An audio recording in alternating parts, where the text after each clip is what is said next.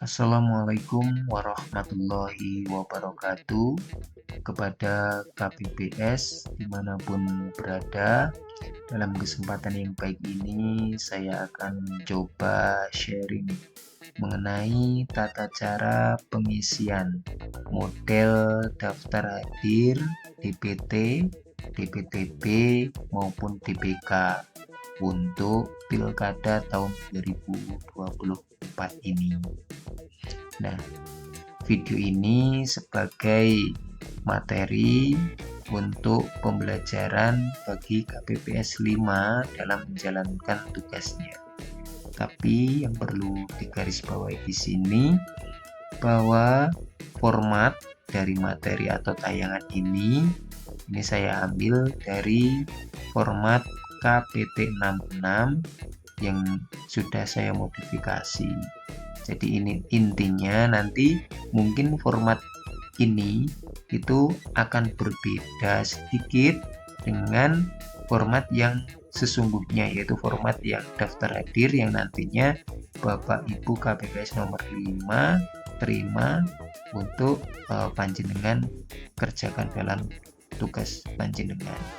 Jadi intinya video ini ditunjukkan kepada panjenengan supaya nanti panjenengan sedikit banyak dapat mengenal mengenai format-format untuk daftar hadir baik itu DPT, DPTB, dan DPK.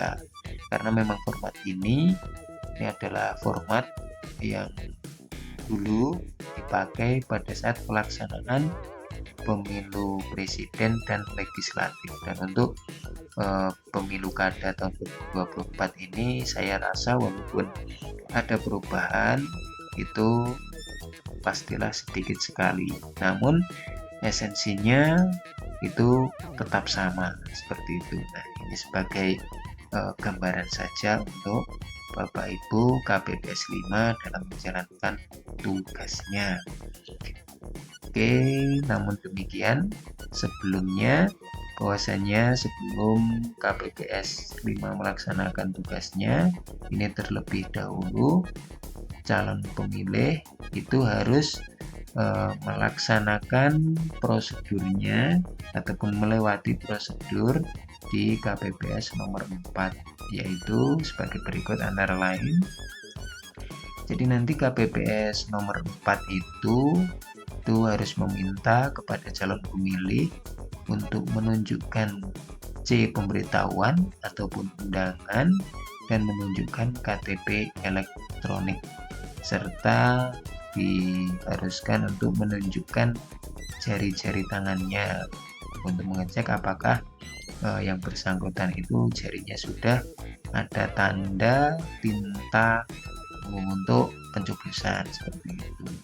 Dan untuk undangan dan KTP itu digunakan untuk memvalidasi bahwasanya yang bersangkutan itu memang orang yang betul-betul dapat dan sesuai dengan daftar DPT yang ada di meja KPPS nomor 4.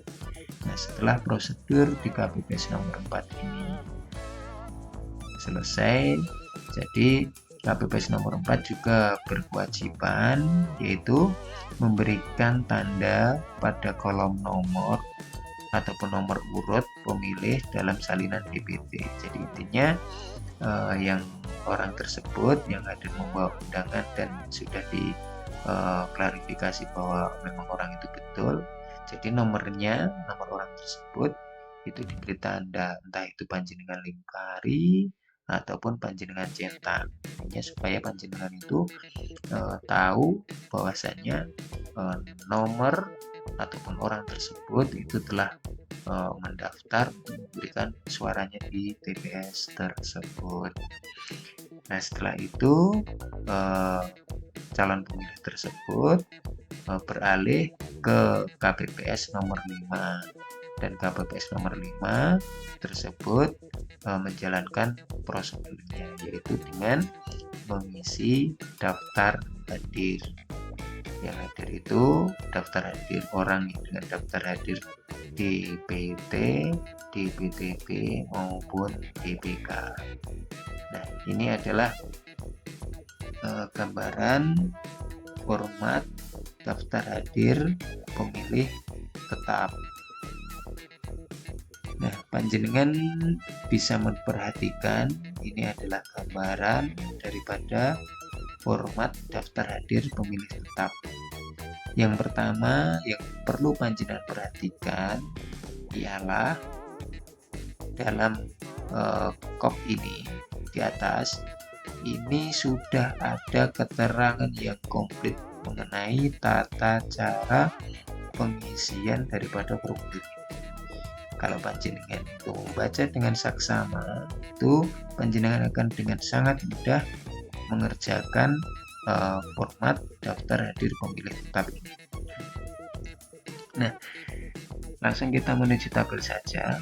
Nanti panjenengan bisa membaca sendiri keterangan-keterangan ini pada saat panjenengan nanti mendapatkan format daftar hadir yang benar dari KPU untuk pelaksanaan pilkada tahun 2024. Nah, ini untuk yang daftar hadir untuk pemilu legislatif dan presiden tahun 2024 juga. Ini adalah nomor urut. Nomor urut ini nantinya jumlahnya sesuai dengan jumlah DPT yang ada di TPS Bapak Ibu semuanya. Seumpama TPS Bapak Ibu itu DPT-nya berjumlah 590, berarti ini nanti nomornya pasti sampai 590. Terus nick ini juga sudah tertulis dari KPU. Nah, ini nicknya tertulis, tetapi ada beberapa digit nanti yang disamarkan ya, tanda bintang-bintang seperti itu, menjaga kerahasiaan daripada nomor nick calon pemilih. Terus nama pemilih ini juga nanti sudah tertulis dari KPU. Terus panjenengan pada intinya adalah nanti panjenengan harus mengisikan ini kolom dari mulai jenis kelamin sampai dengan tanda tangan pemilihan dengan cara seperti ini. Nah, yang perlu diingat bahwasanya nanti untuk jumlah pemilih yang hadir per halaman ini panjenengan kerjakan pada saat rapat pemungutan suara itu dinyatakan ditutup. Ini baru panjenengan nanti bisa mengerjakan yang kolom ataupun baris yang paling bawah ini. Dan pada saat panjenengan melakukan tugasnya pada saat pemungutan suara itu panjenengan hanya nanti menuliskan ataupun mengisi sampai dengan kolom ataupun baris yang ini. Jadi untuk yang khusus jumlah pemilih yang hadir per halaman ini nanti diisinya terakhir setelah rapat pemungutan suara dinyatakan selesai. Oke, kita bahas satu persatu. Nah, ini kita asumsikan bahwasanya daftar hadir nomor 1 ini datang menggunakan hak suaranya dan dia adalah seorang laki-laki. Kita centang saja laki-laki. Terus di sini jenis disabilitas ini kita asumsikan bahwa yang bersangkutan ini tidak disabilitas. Terus kita suruh tanda tangan. Nah, ini berlaku juga ke bawah seperti ini ya. Ini kita asumsikan bahwasanya yang calon pemungutan DPT nomor 2 ini dari awal rapat pemungutan suara sampai akhir rapat penutupan pemungutan suara dinyatakan ditutup, rapat pemungutan suara dinyatakan ditutup, ini tidak hadir di TPS. Jadi ini untuk yang kolom dari jenis kelamin sampai tanda tangan ini kita kosong karena memang dia tidak datang memberikan hak suara, kita abaikan saja, kita kosong. Terus ini nomor 3 ini ternyata juga hadir seorang laki-laki, dan nomor urut 4 ini juga hadir seorang perempuan dan ternyata adalah disabilitas. Nah, untuk kolom disabilitas ini kita isikan sesuai dengan kode disabilitasnya. Apakah dia itu seorang disabilitas fisik atau disabilitas netra ataupun dari yang lain-lain, nanti panjenengan bisa mengisi di jenis disabilitas ini dengan sesuai kode disabilitasnya masing-masing.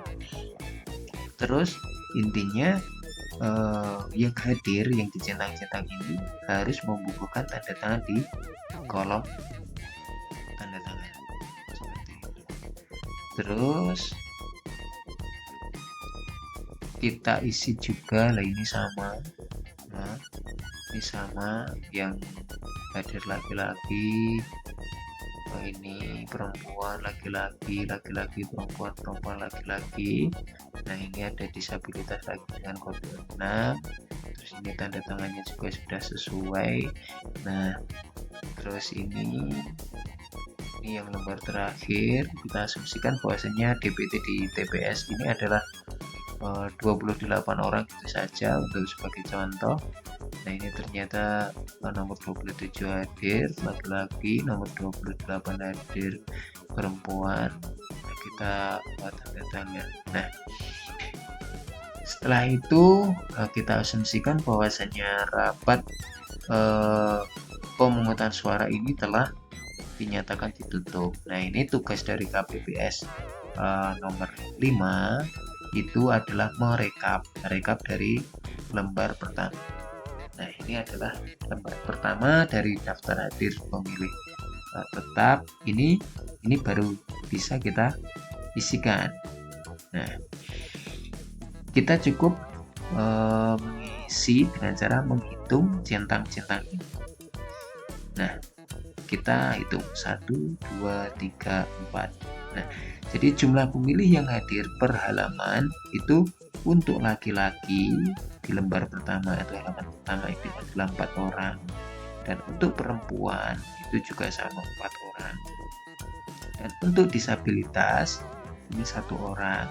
Nah, ini adalah total dari yang hadir ini adalah 4 ditambah 4, dari 4 laki-laki ditambah 4 perempuan, jadi ini adalah 8. Dan yang jenis disabilitas ini diabaikan saja, tidak usah ikut dijumlah. Nanti penjumlahan Bapak Ibu KPPS ini akan terjadi kekeliruan. Ini abaikan saja, tidak usah ikut dijumlah. Terus untuk lembar kedua juga kita rekap. Nah, ini yang perlu diperhatikan bahwasanya ini ada tulisan jumlah pemilih yang hadir di halaman sebelumnya. Nah, ini panjenengan cukup mudah sekali. Ini panjenengan mengisikan jumlah angka di halaman sebelumnya di kolom paling bawah. Nah, ini laki-laki 4, perempuan 4, disabilitas 1, total 8. Tinggal kita pindahkan saja. Laki-laki 4, perempuan 4, disabilitas 1. Nah, di sini saya lupa menuliskan. Ini harusnya 8 di sini. Ini jumlahnya harusnya 8. Jadi maaf, ini tadi lupa belum kita tulis. Terus, nah, ini adalah jumlah pemilih yang hadir per halaman. Ini adalah caranya kita jumlahkan dari yang jumlah pemilih yang hadir halaman sebelumnya. Ini kita jumlah dengan tanda centang-centang yang ada.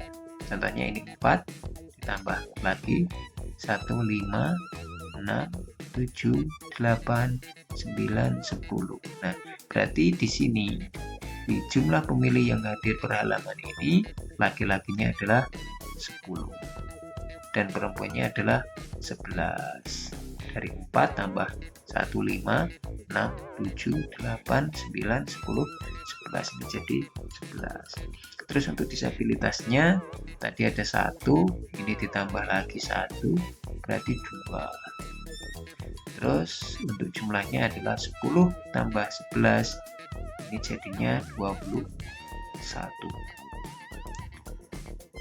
Terus untuk halaman yang selanjutnya, nah kita cukup memindahkan saja ya jumlah pemilih yang hadir halaman sebelumnya, yaitu 10, 11, 2, 21. Ini sama dengan yang gambar ini tadi ya, tinggal memindahkan saja.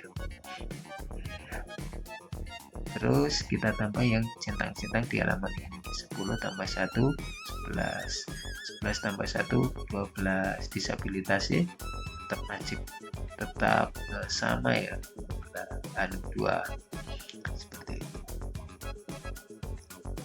Terus ini jumlah seluruh pemilih DPT yang hadir.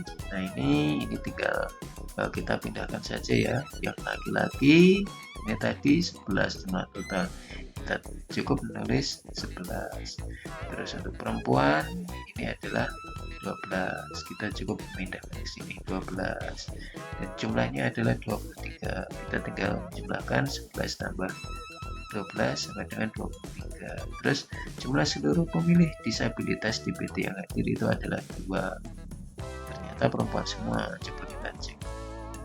Nah ini nomor 25 ini ternyata yang disabilitas adalah perempuan 1 berarti ya. Terus untuk gambar kedua, itu gambar pertama, ini ternyata juga perempuan 1, berarti betul.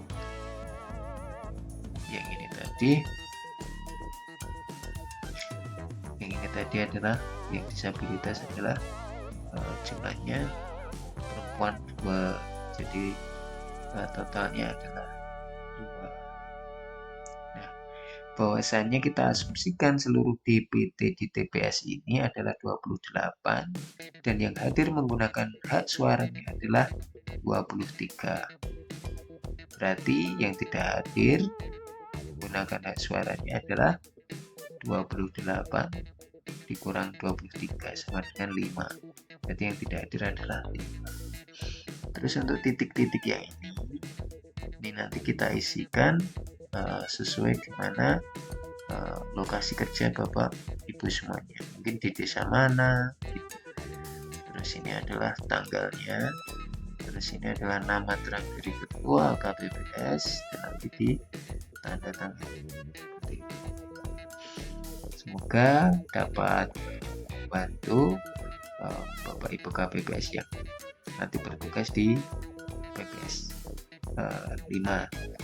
Terus untuk daftar hadir yang selanjutnya adalah daftar hadir DPTB atau daftar hadir pemilih pindah. Nah kembali lagi, kita yang pertama harus membaca seluruh yang ada di keterangan paling atas ini. Ini akan mempermudah kita dalam mengerjakan formulir ataupun tabel. Terus di sini sama, ini adalah DPTB, ini nanti jumlahnya akan sesuai dengan jumlah DPTB yang ada di TPS Bapak Ibu, orang yang mengurus daftar pindah pemilih. Nanti kalau ada 10 berarti nanti ya sama 10, kalau ada 2 ya sama nomor 2 seperti itu. Nik juga sudah tertulis dari sana, nama pemilih juga seperti yang dipilih tadi. Cara pengisiannya ini sama, laki-laki perempuan berapa seperti ini. Terus disabilitas kalau memang ada jangan lupa ditulis. Terus yang hadir disuruh tanda tangan.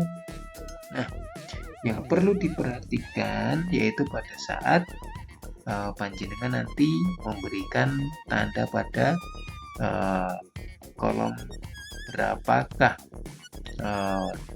orang ataupun DPTB tersebut berhak mendapatkan kartu suara ataupun berhak mencoblos. Nah, di sini diasumsikan bahwa daftar 1 ini hadir dan dia mendapatkan 2 kartu. Ini kemungkinan daftar nomor 1 ini adalah daftar pindahan dari lokasi satu kecamatan yang sama.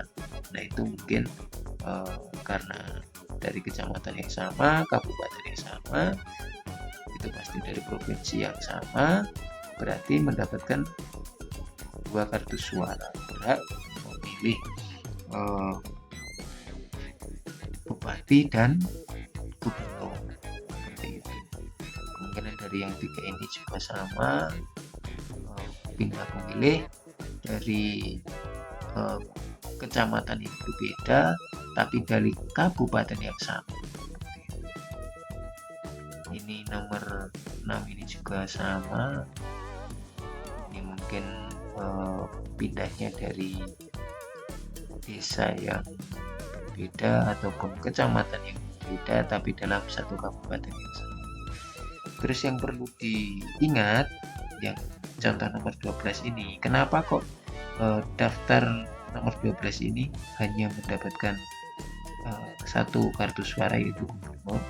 Ini karena kemungkinan orang ini pindah memilih dari provinsi yang sama, namun dari kabupaten yang berbeda. Seperti itu. Itu pasti seperti itu. Nah, ini kebetulan ada 2 di daftar hadir pindah pemilih di halaman pertama. Ini yang perlu diperhatikan untuk memberikan tanda centang. Apakah orang tersebut itu mendapatkan kartu suara ataupun berhak memilih apakah seorang pemilih pindahan tersebut. Terus cara pengisiannya sama seperti ini. Kita hitung centang-centangnya.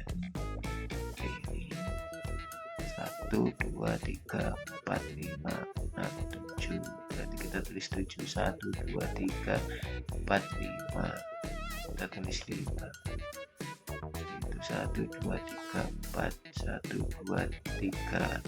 Ini kita tulis karena disabilitasnya tidak ada, kita kosongin saja.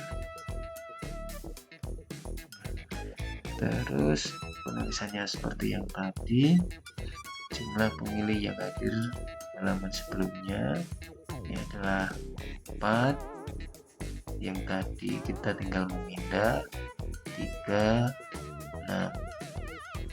Terus di lembar kedua ini ada yang menggunakan hak suaranya, yaitu laki-laki 2, kita centang di 4 tambah 2 sama dengan 6.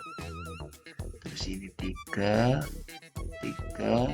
terus ada yang menggunakan hak pilih perempuan 1, 2, berarti 3, 4, 5 di sini.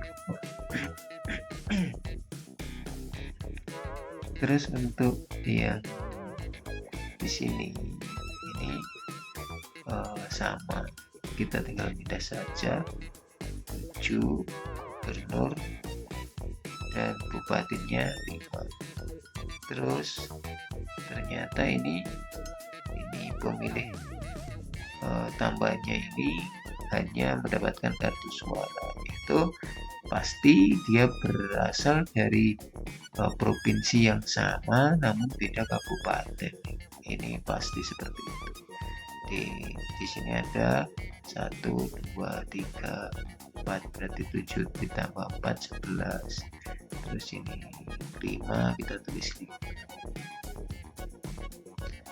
Terus kita rekap gubernur, ini jumlah total pengguna ataupun yang hadir itu laki-laki 6, perempuan 5, total 11. Dan bupati itu laki-laki 3, perempuan 2, total 5. Dan jumlah seluruh pemilih DPTB yang hadir itu untuk laki-laki 6, perempuan 5, total 11. Nah, ini adalah disabilitas pada DPTP yang hadir itu tidak ada, kita masuk saja. Terus sama untuk penulisannya ini kita tidak usah membahasnya, kita langsung ke format yang DPK. Untuk format DPK ini yang KPPS 5 ini harus memperhatikan dengan sungguh-sungguh bahwasanya yang berhak memilih sebagai daftar pemilih khusus itu adalah kriteria-kriteria yang masuk seperti orang tersebut memang warga yang ada di lokasi TPS Bapak Ibu bekerja, namun belum terdaftar di DPT ataupun DPTP, yaitu dengan cara bisa dicek lewat aplikasi cek DPT seperti itu. Apabila memang yang bersangkutan ini memenuhi kriteria sebagai pemilih DPK atau daftar pemilih khusus, maka tugas dari KPPS 5 ini adalah mencatatkan nama pemilih, nomor NIK, jenis kelamin, ini kita centang, terus apakah disabilitas atau tidak, terus tanda-tanda seperti itu. Nah, untuk pengisiannya ini sama, ini akan lebih mudah. Dan untuk DPK itu pasti yang bersangkutan itu akan mendapatkan 2 kartu suara, yaitu berhak memilih bupati dan berhak memilih gubernur. Seperti itu. Kalau DPK sangat mudah sekali. Pada intinya yang harus Bapak Ibu KPPS, khususnya KPPS 5, itu sebelum mengerjakan format itu panjenengan harus membaca dulu keterangan yang ada di format tersebut. Kalau ini kebetulan di atas. Jadi kalau panjenengan sudah bisa memahami format ini, nanti panjenengan akan mengisinya dengan sangat mudah. Dan sekali lagi bahwasanya format ini memang hanya sebagai contoh saja. Ini adalah format di pemilu kada dan ini adalah format untuk pemilihan presiden dan legislatif kemarin, dan kemungkinan nanti untuk format daftar hadir yang untuk pilkada ini ada sedikit perubahan. Nah, ini diharapkan tayangan ini dapat memberikan sedikit pengenalan kepada Bapak Ibu KPPS khususnya yang nomor 5 untuk bisa menjalankan tugasnya. Demikian Bapak Ibu KPPS sedikit